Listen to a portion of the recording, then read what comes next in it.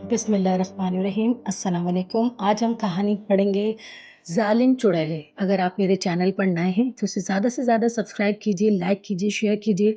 उन लोगों तक पहुँचाएँ जो भी कहानी लिखना चाहते हैं, पढ़ना चाहते हैं, उन तक लाज़मी ये कहानी ज़रूर पहुँचे। सदियों पुरानी बात है कि एक सुनसान जंगल के बीचों बीच 5 ज़ालिम जादूगरनियाँ रहती थीं।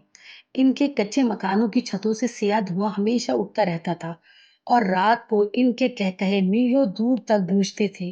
कहा जाता था कि वो नीम शब के वक्त कब्रिस्तान में नाचती और मुर्दों की हड्डियां जलाकर अपना जादू तैयार करती। गांव वाले इनके नाम से लरसते थे और माँओं को अपने बच्चों को सोने के लिए सिर्फ इतना कहना ही काफी था, अगर जागे रहे तो जादूगरनी तुझे उठा ले जाएगी।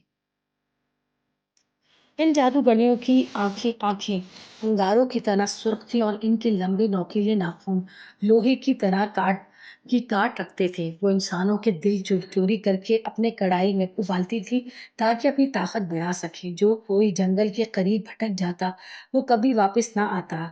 लोग अक्सर अंधेरे में दरख्तों के बीच से अजीब सी कराहने की और बच्चों की रोने की आवाजें सुनते, मगर वहां जाकर देखते तो कुछ भी ना होता।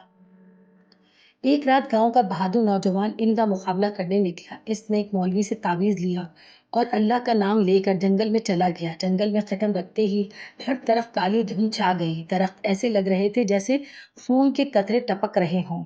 जमीन के नीचे से हड्डियां चरचराने की आवाजें आने लगी। अचानक 5 जादूगरनियां नमूदार हुई। इनके बाल सांपों की तरह बल खा रहे थे। इनके मुंह से मुर्दा जानवरों की बदबू उठ रही थी।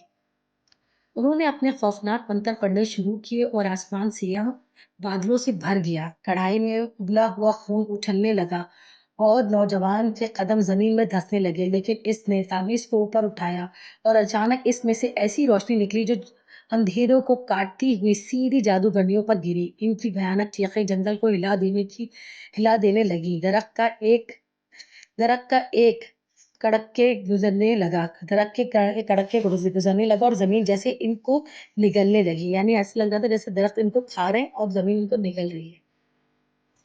आखिरकार वो पांचों जादूगरनियां जलकर राख हो गई, मगर इनकी चीखों की बाज़ आज भी रात के वक्त इस जंगल से सुनाई देती है। गांव वाले खुश तो हो गए, मगर ये खौफ कभी न टूटा कि शायद किसी रात इन जादूगरनियों की राख से वो कहीं दोबारा जन्म ले, यानी दोबारा पैदा ना हो जाए।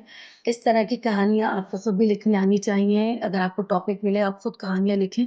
कहानियां लिखने से जहन की नशोनुमा होती है, लिहाजा आप लोगों को ज़रूर कहानियां लिखनी आनी चाहिए। और कहना चाहिए हिंदुस्तान और पाकिस्तान और बांग्लादेश वगैरह में कहानियां सुनना सुनाना बड़ा रिवाज था हमारे मुल्क में, जो अब खत्म हो गया है। अपना बहुत बहुत ख्याल